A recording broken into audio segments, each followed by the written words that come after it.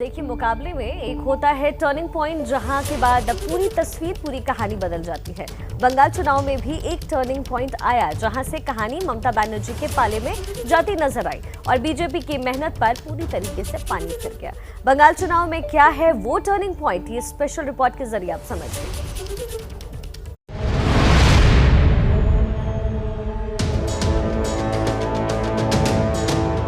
2019 के लोकसभा चुनाव में 42 में से 18 सीटें जीतकर बीजेपी पश्चिम बंगाल में एक ताकत बनकर उभरी थी। और यही वजह थी कि बंगाल की सत्ता पर 10 साल से काबिज ममता बनर्जी को मात देने के लिए उसने बंगाल के चुनाव में पूरा दम लगा दिया था। 19 में हाफ और 21 में साफ के नारे के साथ बीजेपी ने बंगाल में 200 से ज्यादा सीटें जीतने का लक्ष्य रखा था।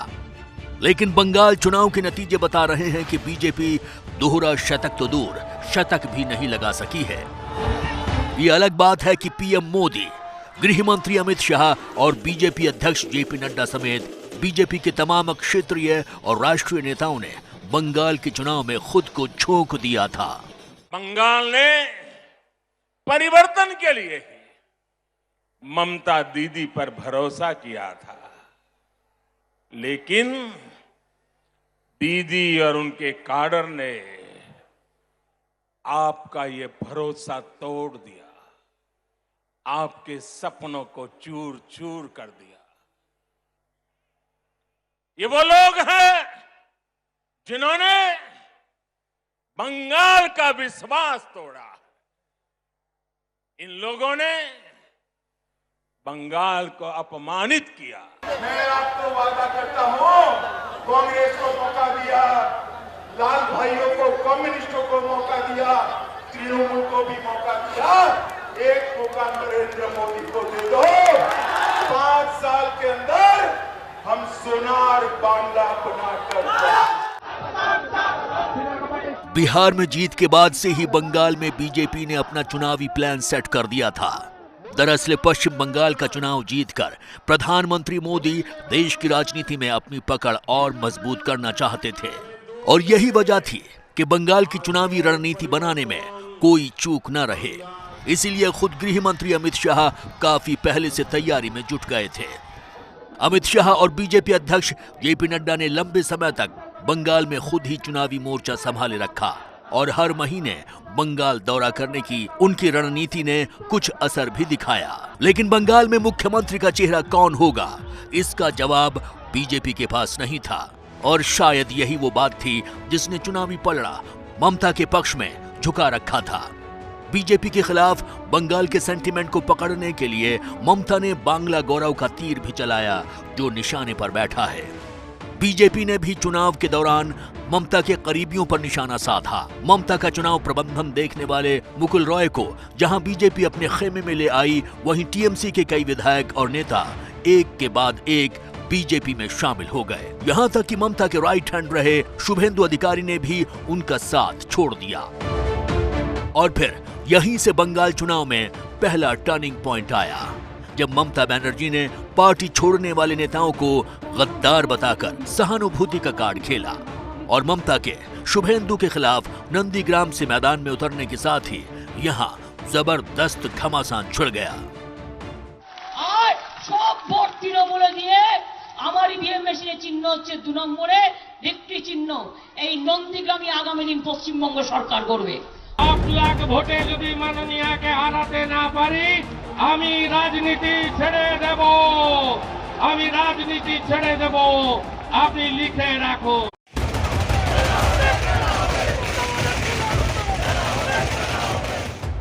ममता के मैदान में उतरने के साथ ही पूर्वी मेदिनीपुर जिले की नंदीग्राम विधानसभा सीट पश्चिम बंगाल चुनाव का एपिसेंटर बन चुकी थी। 10 मार्च को ममता ने नंदीग्राम से अपना नामांकन दाखिल किया था और इसी दिन बंगाल चुनाव में वो टर्निंग पॉइंट आया, जिसने अभी तक चुनाव प्रचार में आक्रामक रही बीजेपी को न सिर्फ बैकफुट पर धकेल दिया, बल्कि ममता के लिए वोटरों के दिल में सहानुभूति की लहर भी पैदा कर दी। दरअसल चुनाव का नामांकन पत्र दाखिल करने के बाद शाम को जब ममता एक मंदिर से वापस लौट रही थी, तब अचानक कार का दरवाजा बंद होने की वजह से उनके बाएं पैर, कंधे और गले में चोट आ गई थी। उस समय खुद ममता ने आरोप लगाया था कि एक साजिश के तहत 4-5 बाहरी लोगों ने उनकी कार के दरवाजे को जबरन बंद कर दिया था, जिससे वो घायल हो गई हैं। इस चोट के बाद पैर में प्लास्टर बांधकर ममता ने व्हीलचेयर से ही अपना चुनाव प्रचार शुरू कर दिया। व्हीलचेयर पर प्रचार की उनकी इन तस्वीरों ने बंगाल चुनाव में कितना असर दिखाया, ये कहना मुश्किल है। लेकिन इस घटना के बाद से बीजेपी और उसके नेताओं की ममता पर घेराबंदी कमजोर पड़ती जरूर नजर आई थी।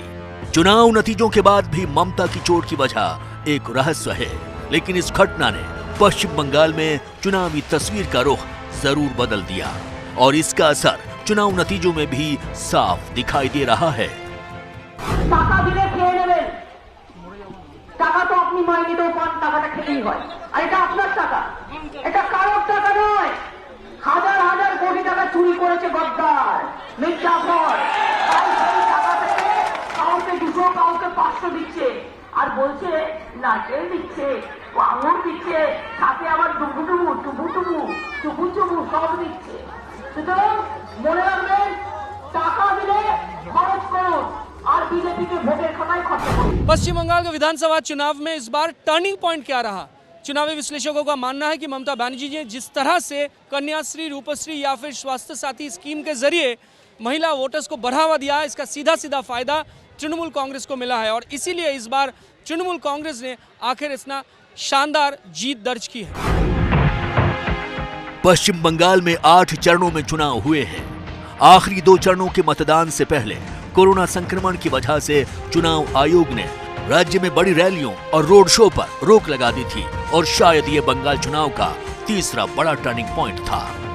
बीजेपी के तमाम स्टार प्रचारकों के खिलाफ ममता बनर्जी अकेली ही लड़ती रही और अलग अलग जिलों में 100 से भी ज्यादा रैलियां और रोड शोज की, लेकिन पश्चिम बंगाल में छठे चरण के चुनाव के बाद रोड शोज और रैलियों पर पाबंदी लगा दिया गया और इसके बाद ममता बनर्जी को कहीं ना कहीं थोड़ा बहुत राहत मिली। पश्चिम बंगाल में बीजेपी की रणनीति शुरू से ही बड़ी रैलियां और रोड शो करने की रही थी। दरअसल बीजेपी को कई राज्यों में पीएम मोदी और अमित शाह की आखिरी वक्त की रैलियों से बड़ा चुनावी फायदा मिलते हुए देखा भी गया है और इसीलिए बंगाल में भी पीएम मोदी और अमित शाह की रैलियों के जवाब में टीएमसी की इकलौती स्टार प्रचारक ममता भी बड़े रोड शो और रैलियां कर रही थी। लेकिन चुनाव आयोग की रोक के बाद सभी पार्टियों को 500 से कम लोगों के साथ डोर टू डोर कैंपेन करना पड़ रहा था और शायद इसका सबसे ज्यादा नुकसान बीजेपी को उठाना पड़ा है, जिसका पूरा प्रचार अपने बड़े नेताओं के चेहरों के आसपास ही सीमित था। जाहिर है 2 चरणों में प्रचार की लय बिगड़ने से जहां बीजेपी का अमंगल हुआ, वहीं बंगाल के इस चुनावी दंगल में ममता के टूटे पैर ने उनका मंगल कर दिया है।